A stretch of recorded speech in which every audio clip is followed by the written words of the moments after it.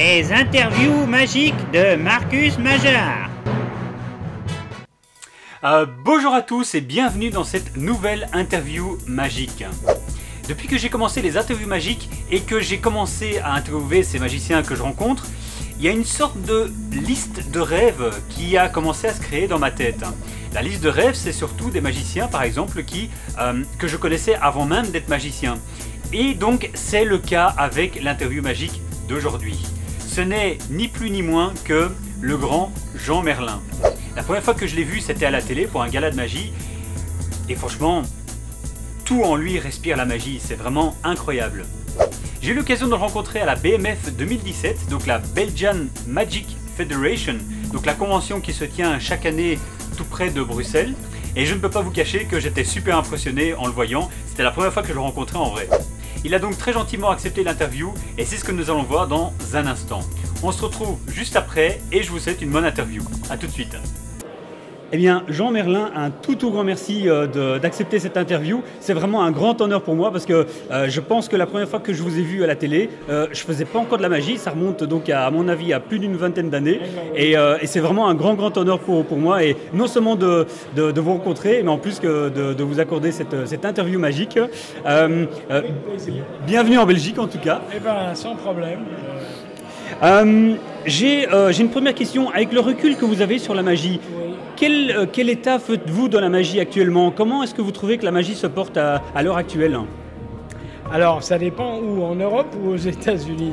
Oh, de manière générale, vous pouvez segmenter si vous voulez, en Europe et ensuite aux États-Unis par exemple. Alors, je dirais qu'en Europe maintenant, ça semble marquer le pas par rapport à une époque qu'on a connue. Ça n'est pas la même chose aux États-Unis où il y a encore de grands créateurs et des gens, je pense en particulier à David Copperfield ou des gens comme ça qui continuent de réfléchir et de faire un certain nombre de nouveautés, de choses comme ça. Je pense que l'évolution, il y a deux évolutions possibles. L'évolution américaine, ça va être dans le gigantisme de plus en plus et je pense que en Europe, tout va se réduire finalement au close-up ou aux choses de plus petite taille. Voilà. Il y a beaucoup de personnes qui disent, maintenant à vous de me le confirmer ou pas, mais que les Merlin Days ont été mis en place pour justement donner de la couleur à la magie, pour justement donner une belle étiquette à l'art et développer l'art, mais dans le bon sens. Est-ce que c'est effectivement le cas? Alors, c'était le cas. La première idée qu'on a eue en faisant les Merlin Days, c'était de montrer aux jeunes des documents auxquels ils n'avaient pas accès parce qu'ils ne se trouvent pas sur YouTube. C'était de faire témoigner des gens qui avaient connu ces grands artistes et qui racontent un peu comment les choses se passaient. On a eu, si vous voulez, un retour mitigé de la part des jeunes qui pensent que la connaissance des anciennes choses ne peut pas leur apporter un avenir, ce qui est faux à mon avis, car avant de créer, il faut déjà savoir ce qui s'est fait avant.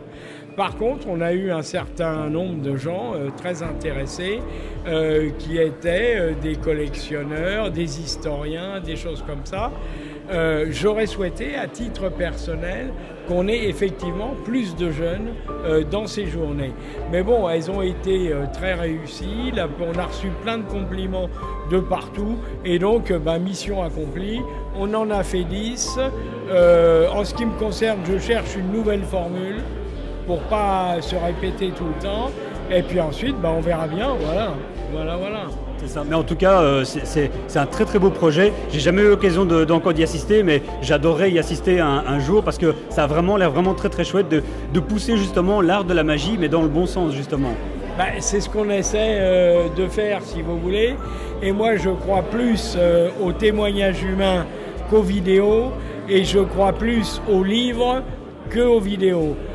Pour moi, les vrais secrets, si vous voulez, se trouvent dans les livres.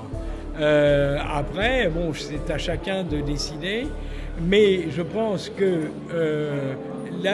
la vidéo si vous voulez, enlève l'imagination, en ce sens que, je vais essayer d'expliquer quelque chose. Il y a un détective qui est mondialement connu, c'est Maigret. Chacun s'est fait sa propre image de Maigret. Quand on le voit au cinéma, on est déçu. On n'a pas en face de soi l'image qu'on s'était créée dans sa tête. Et quand on regarde une vidéo et qu'on apprend avec une vidéo, et ça je suis positif là-dessus, on chope tout l'éthique, le rythme, le vocabulaire de la personne qui est sur la vidéo. Et à mon avis, on arrive plus dans un processus de copie que dans un processus de création. Le livre, par l'imagination qui laisse vagabonder, permet plus un processus de création, à mon avis. Oui, je suis d'accord. Et il y a un autre constat, parfois on parle qu'il y a beaucoup de magiciens, jeunes ou moins jeunes, qui veulent de la magie vite fait, bien fait. Est-ce que vous êtes d'accord avec ce constat pour beaucoup de personnes? C'est pas possible, ça. Non? C'est pas possible. Ils auront l'impression de faire quelque chose, mais ça va pas marcher et ils comprendront pas pourquoi. Et donc, c'est dommage pour eux. Je peux leur dire, moi, commencez par le début, commencez par les livres, et pour arriver à créer un personnage, quelqu'un qui ait une épaisseur, il faut toute une vie. Pourquoi les gens comme moi qui ont fait du cabaret, on a une espèce d'assise de choses comme ça? C'est parce qu'on a fait 4 fois tous les soirs pendant 30 ans. Et quand on cherche un truc, même avec un bandeau sur les yeux, on sait où il est. On peut le trouver, on est au millimètre près. Et donc, par rapport aux gens qui se renouvellent, vous savez, la différence qu'il y a entre un amateur et un professionnel, c'est que l'amateur, il a un public captif qui est sa famille. Et pour continuer de les intéresser, il va changer de tour tout le temps. Nous, en tant que professionnels, on a tous les jours un public différent. Et donc, on va faire toute notre vie les 20 mêmes tours, mais on sait les faire. Et on sait les moduler, on sait comment changer un petit truc par rapport au public qu'on a, et voilà. D'accord. Mais justement, pour revenir au livre, vous lancez justement de nouveaux bouquins qui viennent juste de sortir. Et alors, pourquoi ces nouveaux bouquins? Est-ce que vous estimiez qu'il y avait encore quelque chose à devoir fournir au niveau de la magie, quelque chose que vous n'avez pas encore eu l'occasion de partager? Ce que j'ai voulu, c'est que les 2 bouquins qui font suite à celui-ci fassent une sorte de trilogie, un ensemble qui, quelque part, me raconte ma vie, mon parcours. Il y a une chose qui est très symptomatique, c'est que quand j'ai commencé à faire du cabaret, je faisais 6 expériences en 30 minutes. À la fin, j'en faisais plus qu'une. Donc je m'étais épaissi et c'était meilleur à la fin avec une seule expérience qu'avec un fouillis de... Je discutais de ça un jour avec un monsieur qui s'appelle David Burglass, qui est un Anglais mentaliste, et on était en train, c'était à Londres, on était en train de dîner et il disait, moi, quand à la fin du dîner, on me demande de faire un tour, j'en ai un qui est très fort, je fais celui-là. Très bien, c'est la carte à la fenêtre, donc formidable. Et il me dit après, s'il me demande un second, je refuse, parce que je sais que le second va tuer l'effet du premier. Je préfère les laisser sur un truc très fort et refuser, même si ça ne fait pas plaisir, de façon à ce qu'il garde un souvenir merveilleux. Et à mon sens, si on devait dire quelque chose, c'est que 2 fois plus n'est pas 2 fois mieux. Voilà. Oui, non, tout à fait, tout à fait. Et donc, au niveau des bouquins, c'était justement d'apporter cette tranche de vie qui manquait, en fait. Absolument. Ces 2 bouquins-là représentent mon parcours entre 40 ans et 70 ans, l'âge que j'ai maintenant. Voilà. Et donc, il y a dans la trilogie, il y a toute une vie de magie d'un professionnel qui n'a rien fait d'autre que de la magie. D'accord. Voilà. D'accord. Et donc ces bouquins ne peuvent pas se procurer en ligne. Je mettrai dans la description de la vidéo par contre l'email plutôt pour pouvoir vous les commander. Alors l'email c'est extrêmement simple, c'est magicien comme un magicien, arrobase comme un arrobase, Merlin au pluriel, merlins.org. Voilà. Et c'est donc le moyen pour pouvoir commander les livres. Les livres, c'est comme ça qu'on les a le plus facilement.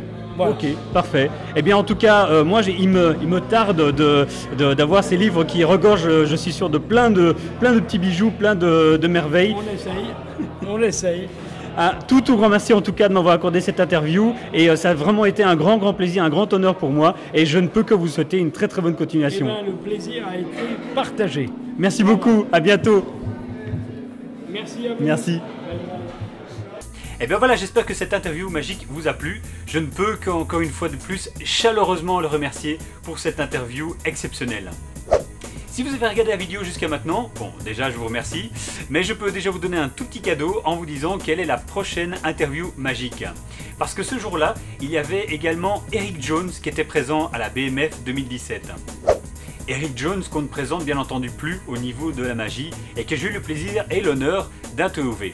Alors ne loupez surtout pas cette prochaine interview et le moyen le plus simple c'est tout simplement de vous abonner. Alors dernièrement je fais plus trop appel à l'abonnement comme je le faisais au début de ma chaîne, mais c'est vrai que c'est quand même important. Alors mais j'aimerais quand même préciser certaines choses, à savoir que l'abonnement c'est pas juste un chiffre ou pour voilà, bien entendu ça me fera très plaisir que vous abonniez à ma chaîne, mais c'est pas juste un chiffre, c'est pas simplement pour satisfaire mon ego ou quoi que ce soit, qui se porte très bien, rassurez-vous, mais c'est simplement pour parfois avoir plus de crédibilité par rapport à certaines actions ou certaines entreprises. De manière générale, rassurez-vous, les contacts se passent bien, les relations avec les gens à qui je fais des demandes se passent relativement bien, mais il n'empêche que je pense qu'il y a des fois, mes actions sont un peu limitées parce que voilà, le nombre d'abonnements est quand même bas selon eux. Comme je le dis toujours, moi je suis très content, mais vous voyez ce que je veux dire, parfois c'est pour certaines personnes, c'est pas assez. Enfin, tout ça pour vous dire que n'hésitez pas à vous abonner, que vous cliquiez ou pas sur la cloche, voilà, le sujet de la cloche est sujet à discussion, on va dire, donc c'est même pas vraiment primordial, mais en tout cas, au moins vous abonner à ma chaîne, ça vous permettra peut-être, en tout cas, d'avoir plus vite accès aux vidéos que si vous ne l'ayez pas fait, bien entendu. Dans tous les cas, je vous remercie d'avoir regardé cette vidéo. Je vous retrouve donc pour une très prochaine vidéo. D'ici là, portez-vous bien. Ciao!